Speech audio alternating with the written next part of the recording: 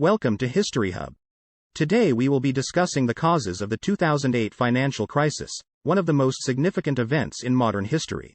This crisis had a profound impact on the global economy and millions of people's lives, and its effects are still felt today. To understand the causes of the 2008 financial crisis, we need to first look at the pre-crisis setting. In the years leading up to the crisis, the global economy was experiencing a period of rapid growth and stability. The world was becoming increasingly interconnected, and the financial sector was experiencing a boom.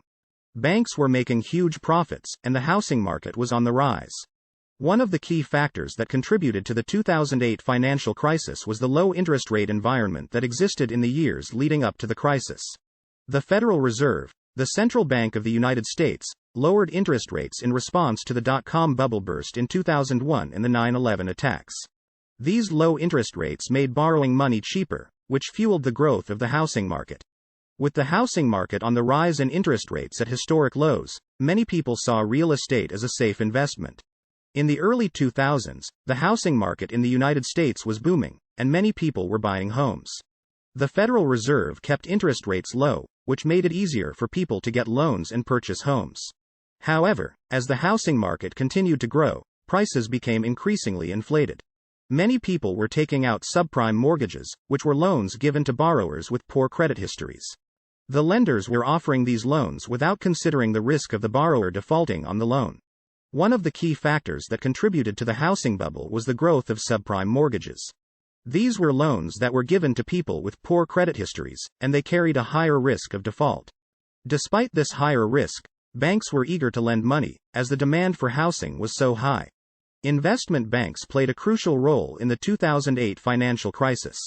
Investment banks, such as Bear Stearns, Lehman Brothers, and AIG, were investing in complex financial instruments, such as mortgage-backed securities and collateralized debt obligations. These instruments were essentially pools of mortgage loans, and they were being sold to investors around the world. The investment banks were making huge profits, but they were also taking on a significant amount of risk. When the housing market started to decline, and homeowners began to default on their loans, the value of these securities plummeted. Investment banks found themselves holding large amounts of toxic assets, which were worth much less than what they had paid for them. The housing market eventually began to collapse in 2007, as prices started to fall and people began to default on their loans. This had a knock-on effect on the financial sector, as the securities that were based on subprime mortgages became worthless. Investment banks were hit particularly hard, as they held huge amounts of these securities. As the value of these securities declined, the investment banks started to experience financial difficulties. The credit markets began to freeze, as banks became increasingly reluctant to lend money to each other. This was known as the credit crunch, and it was one of the key factors that led to the 2008 financial crisis. The failure of investment banks was the trigger for the 2008 financial crisis. The first sign that the financial crisis was taking hold came in March of 2008, when Bear Stearns, one of the largest investment banks in the world, was on the verge of collapse. The Federal Reserve stepped in, and Bear Stearns was acquired by J.P. Morgan Chase, but this was only a temporary solution. In September of 2008, Lehman Brothers, another major investment bank, declared bankruptcy. This was a turning point in the crisis, as it sparked a global panic. Investors around the world started to sell their stocks, and the stock markets plummeted. The 2008 financial crisis had a profound impact on the global economy. The stock markets crashed, and millions of people lost their savings. Banks around the world were facing losses, and many were forced to close. The crisis spread from the financial sector to the real economy, as businesses struggled to access the credit they needed to keep operating. The Federal Reserve played a crucial role in preventing the 2008 financial crisis from becoming even worse. The Fed took several measures to stabilize the financial system, such as lowering interest rates and providing loans to banks. The Fed also worked with other central banks, such as the European Central Bank and the Bank of England, to coordinate a global response to the crisis. In addition to the actions taken by the Federal Reserve, the government also played a significant role in mitigating the effects of the crisis. The U.S. government provided billions of dollars in bailouts to banks, auto companies, and other financial institutions.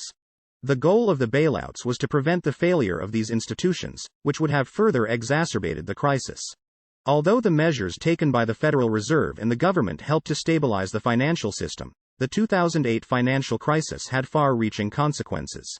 The global economy went into a deep recession, and millions of people lost their jobs. The crisis also led to a growing distrust of the financial sector, and a new focus on regulation and oversight. The global economy eventually recovered, but it took many years for the world to fully bounce back from the crisis. The legacy of the 2008 financial crisis is still felt today, as many people remain wary of the financial sector and the stability of the global economy. In conclusion, the 2008 financial crisis was caused by a combination of factors, including low interest rates, the growth of the housing market, and the role of investment banks.